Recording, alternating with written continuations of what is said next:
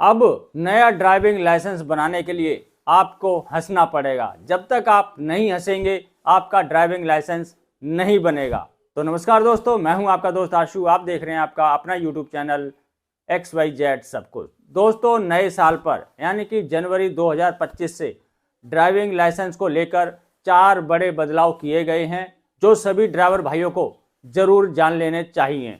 ये जो बदलाव किए गए हैं ये लर्निंग लाइसेंस को लेकर, परमानेंट लाइसेंस को लेकर और ट्रांस लाइसेंस को लेकर और हजार्ड ड्राइविंग लाइसेंस को लेकर। तो चारों प्रकार के ड्राइविंग लाइसेंस में क्या परिवर्तन किया गया है या फिर क्या बदलाव किया गया है नए साल जनवरी 2025 में, जानने से पहले दोस्तों आपसे छोटी सी रिक्वेस्ट है, चैनल पर अगर आप पहली बार आए हैं तो चैनल को सब्सक्राइब करके बेल आइकन जरूर दबा दें।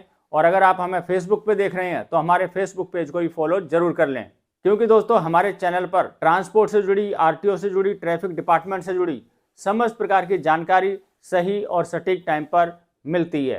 तो चलिए दोस्तों वीडियो शुरू करते हैं और शुरू करते हैं लर्निंग लाइसेंस को लेकर। तो दोस्तों लर्निंग लाइसेंस को लेकर 3-4 अपडेट आई हैं। सबसे पहली अपडेट ये है, जब भी आप अपना ड्राइविंग लाइसेंस बनवाते हैं तो कंप्यूटर के सामने आपका कुछ सेकंड का वीडियो क्लिप लिया जाता है।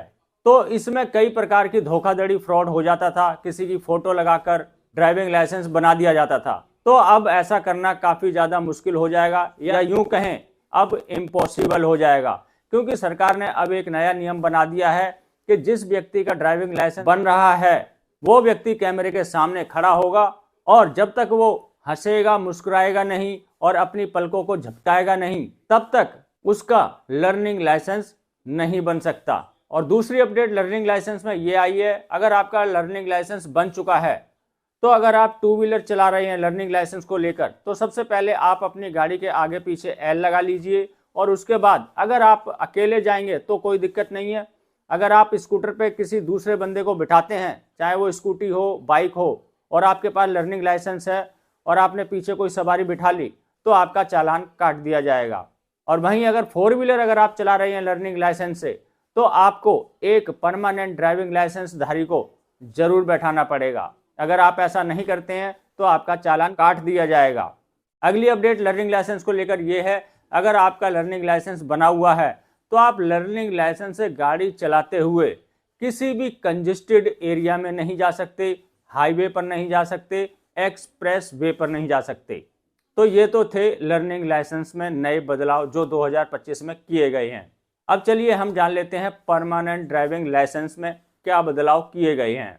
दोस्तों परमानेंट ड्राइविंग लाइसेंस में चाहे आप नया बना रहे हैं या फिर रिन्यू कर रहे हैं, उसमें वैलिडिटी को लेकर बड़े बदलाव किए गए हैं। और वो क्या बदलाव किए गए हैं, मान लीजिए अगर आप अपना नया ड्राइविंग लाइसेंस बनाते हैं या फिर रिन्यू कराते हैं, तो उसमें मैं आपको एक एग्जाम्पल देकर समझाता हूँ। अगर आपकी उम्र 18 साल से 30 साल के बीच में है, तो अगर आप नया ड्राइविंग लाइसेंस बनवाते हैं तो आपके ड्राइविंग लाइसेंस की जो वैलिडिटी मिलेगी वो आपकी उम्र के 40 साल तक मिलेगी, यानी कि जब आप 40 साल के होंगे तब तक उसकी वैलिडिटी रहेगी। दूसरा, अगर आपकी उम्र 30 साल से लेकर 50 साल के बीच में है और अपना ड्राइविंग लाइसेंस बनवा रहे हैं या फिर रिन्यू करा रहे हैं, तो उस केस में आपके ड्राइविंग लाइसेंस की जो वैलिडिटी है वो सिर्फ और सिर्फ 10 साल मिलेगी। और अगर आपकी उम्र 50 साल से लेकर 55 साल के बीच में है और आप अपना ड्राइविंग लाइसेंस नया बना रहे हैं या फिर रिन्यू कर रहे हैं, तो आपकी उम्र जब 60 साल की होगी तब तक उसकी वैलिडिटी मिलेगी।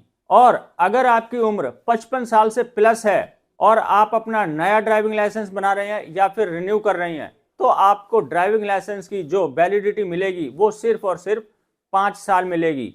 5 साल के बाद आप उसे रिन्यू करा सकते हैं।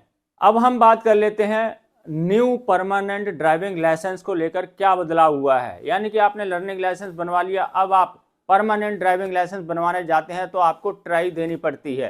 तो इस ट्राई के ऊपर एक नई अपडेट आई है। दोस्तों अगर आप ट्राई देते हुए 3 बार फेल हो गए, यानी कि आपने एक बार ट्राई दी, आप फेल हो गए, दोबारा दी, फिर फेल हो गए, तीसरी बार दी, फिर फेल हो गए, तो चौथी बार आपको मौका नहीं दिया जाएगा। फिर आपको एक मोटर ड्राइविंग स्कूल में जो सरकार द्वारा मान्यता प्राप्त हो, वहां जाकर 2 दिन से लेकर 7 दिन तक की एक ट्रेनिंग लेनी होगी और वहां से सर्टिफिकेट लेना होगा। उसके बाद चौथी बार आप ट्राई दे सकते हैं। अगर आप उसमें पास हो जाते हैं तो आपका परमानेंट ड्राइविंग लाइसेंस बनकर आपके घर पर आ जाएगा। चलिए दोस्तों, अब हम बात कर लेते हैं हैवी ट्रांस लाइसेंस की। इसमें भी दोस्तों कुछ बदलाव किए गए हैं।